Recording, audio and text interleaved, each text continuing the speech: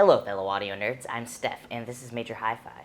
I've been hearing about the FiiO FH7 for quite a while now, and as a huge fan of the FH5, I was super excited by the opportunity to give these a good listen. But what can you expect from this IEM, and is it worth the increase in price from the FH5? Let's go back in time, I'll share with you my first impressions, and then I will meet you right back here for my overall thoughts. Alright, here we go. Hey everybody, welcome to my place. So today I have with me the FiiO FH7. So let's see what's inside the box here.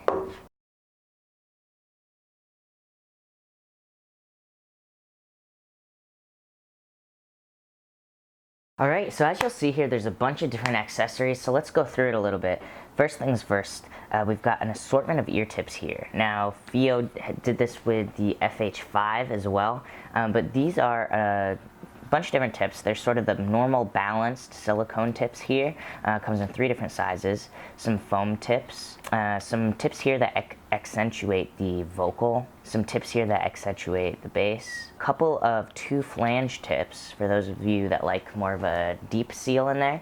And then finally, some spin fit tips here, 3 sizes of them. Next, there is a zipping carrying case, so you can bring these around with you as you go about your day. There's kind of a bigger, little bit of a bulkier, kind of like leather feeling storage case here. This magnetic clip, a cleaning tool, filters. Now we'll get into that for sure, but there's a bunch of changeable filters. And then lastly, some documentation. And finally, of course, the IEMs themselves, which come with this detachable LITS cable and connect to the earphones via MMCX connectors. Alright, so let's get into the look of these IEMs. So you'll notice that these shells are really kind of pretty, they're classy, they have a mature look to them. There's sort of this edge, this highlight accent of rose gold looking stuff with then this matte black finish, and the whole shell is actually made of aluminum magnesium alloy, and so it's really kind of lightweight but also feels really strong in the hand, and it feels just like very well made. You'll notice that the nozzle here is sort of an aluminum, I think. I'm not really sure what it's made of, but it's got this silver look to it, and this is actually where the filters attach and come off, you'll see. I mean, the driver housing itself is sort of a medium-large size, you'll see in my hands here, but it kind of has a semi-custom shape to it. It kind of follows the shape of the ear, so I'm very curious to see how they fit.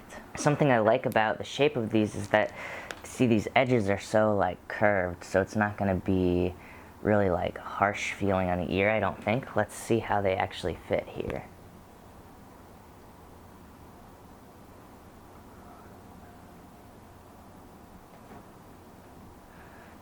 Yeah, quite nice. Really sound isolating too. Right now I just have the medium silicone balanced tips on here, but it is blocking out a good amount of sound, really. It is touching the outside of my ear a little bit, just because of the size of the shells, but it doesn't feel uncomfortable.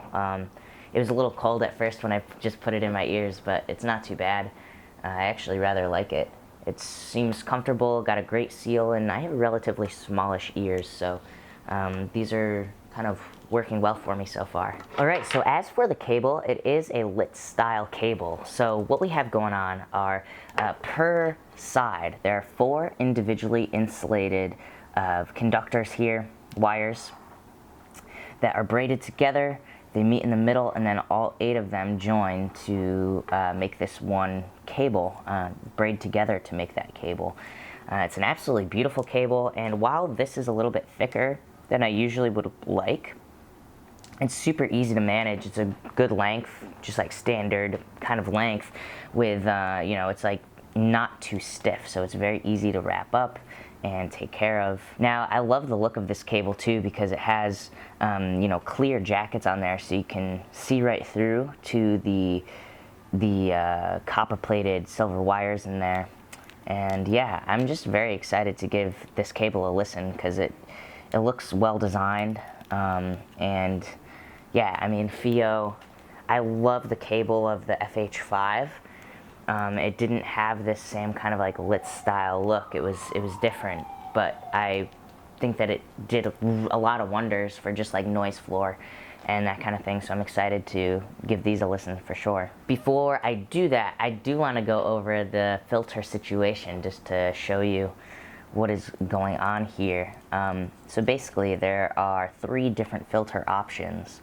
One is a bass boost, and one is a treble boost, and then the other one is just reference. So it's kind of your standard thing. So what I'm going to do for this listening portion is actually do just what is going on with the sound with the reference filters in there. And afterward, back at the Major Hi-Fi office, I'm going to analyze what each of these filters is actually doing to kind of determine like whether or not, which one you might want to put in when you get these. Although, obviously, I recommend trying them all.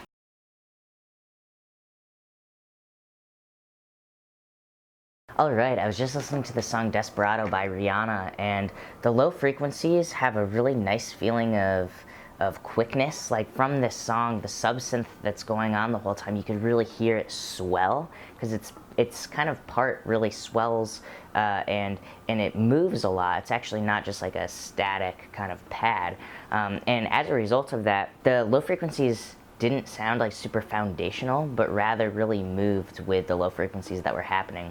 I was also impressed the kick drum had really nice separation from the sub-synth, and I could hear it clearly. It had a sense of punchiness to it, although the low frequencies of that kick drum did seem a little bit quieter than usual. It's a very fun low end because of the way that it moves. Alright, I was just listening to the song Carolina in My Mind by James Taylor, and the bass guitar had definitely like this really nice solid feeling to it. It sat a little bit forward in the mix than usual, and additionally I was getting a lot of energy from like the strum of the acoustic guitar in a very particular spot, as well as kind of the hammers of the piano sounded louder in the mix than usual. There's just kind of this sense of articulation from the slide guitar and the pianos, and yeah, and the vocal itself. The vocal did sit a little bit forward in the mix. It wasn't really louder, it just kind of was shaped, like it kind of leaned forward a little bit. So yeah, it's kind of an interesting mid-range. Definitely looking forward to listening more to analyze that.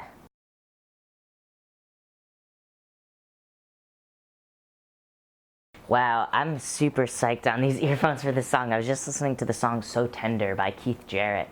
And the way the high frequencies work with this song just really brought it to life in a beautiful way. So basically, the way the brushes sound on the snare and tapping the cymbals, it was sort of emphasized in a way and kind of brought it closer to you in space.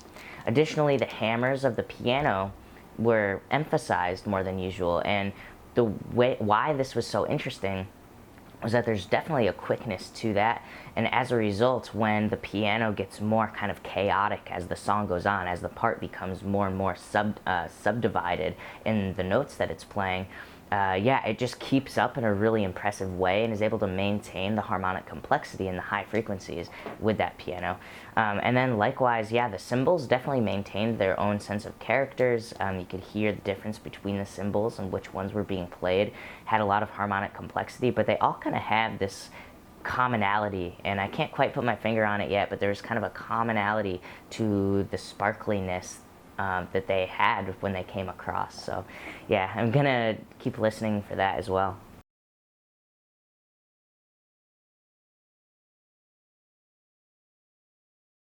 Yeah, the soundstage of this is also super effective, and I think this might be one reason why I'm particularly impressed by these at the price point, because yeah, I was just listening to the song Fever by Ray Charles featuring Natalie Cole, and in this song, the feeling of extension in both the highs and the lows really present the vertical domain in a beautiful way. It creates a lot of separation between the different instruments, and they feel very like specifically placed in space. It's not super accurate, just the way I can tell that the way that where the cymbals are sitting, there's kind of this overlap with the vocal, which has this beautiful sense of airiness to it. I mean, it sits way up above the head, contrasting well with the bass, which sits really solidly down below.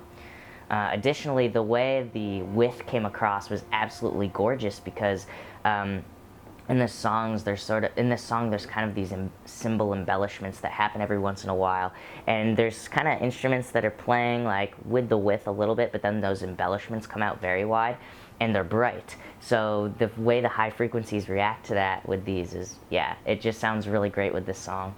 And then lastly, as for the sense of depth, I think just the general quickness, it really, there's this intimacy to the vocals, right? And that contrasted in this song really well from the Rhodes, which is sitting further back in space. There is kind of more of a sense of presence to everything. The guitars kind of took a step forward. What else? Kind of the other keys going on took a step forward.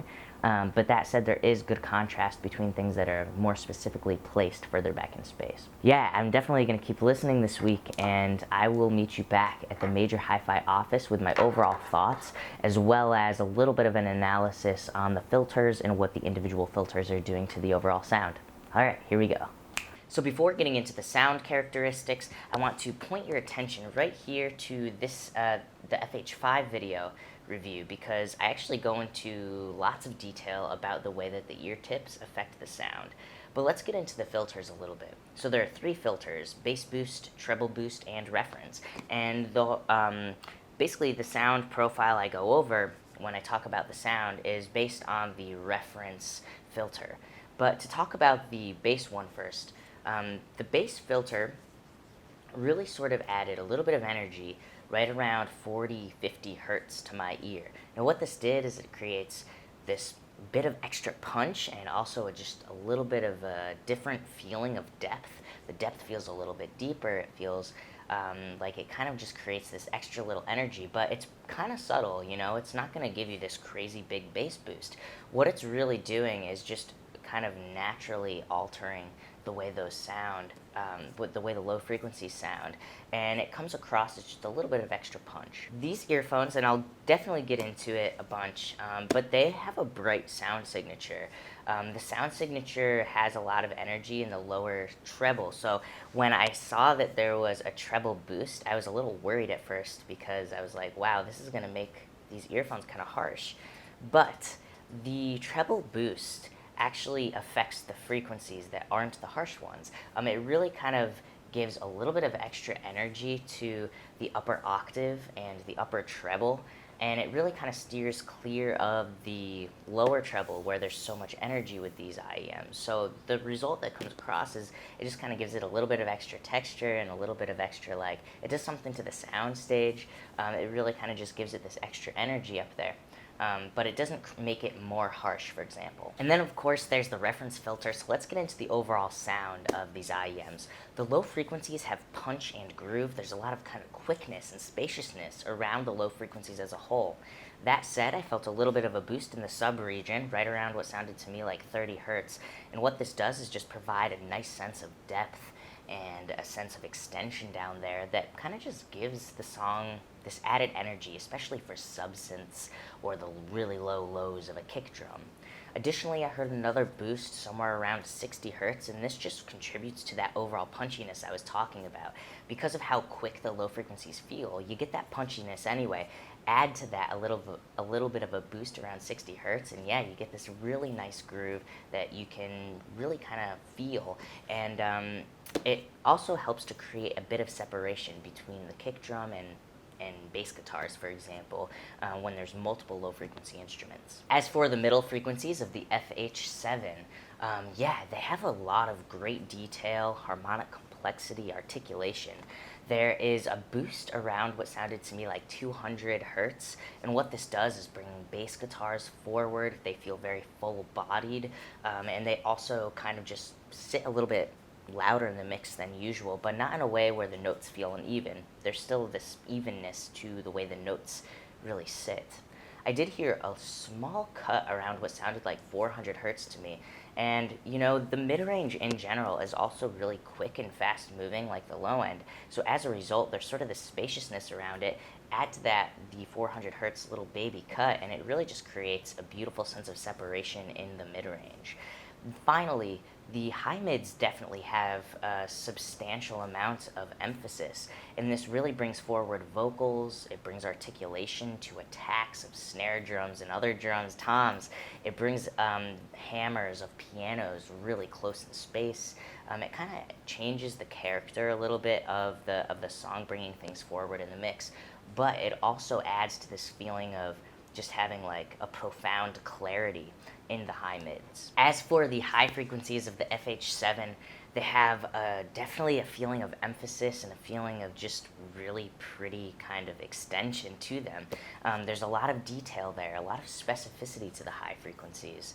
So first off, I heard a boost in the lower treble around what sounded like 6K.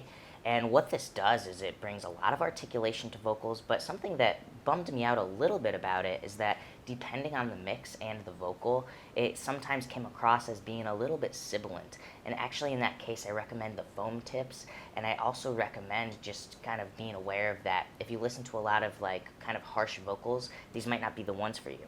That said, there's another boost kind of across the entire upper octave to my ear, and it really creates this beautiful feeling of extension and just adds kind of a sparkly kind of lift to the mix as a whole, in all mixes that I was listening to.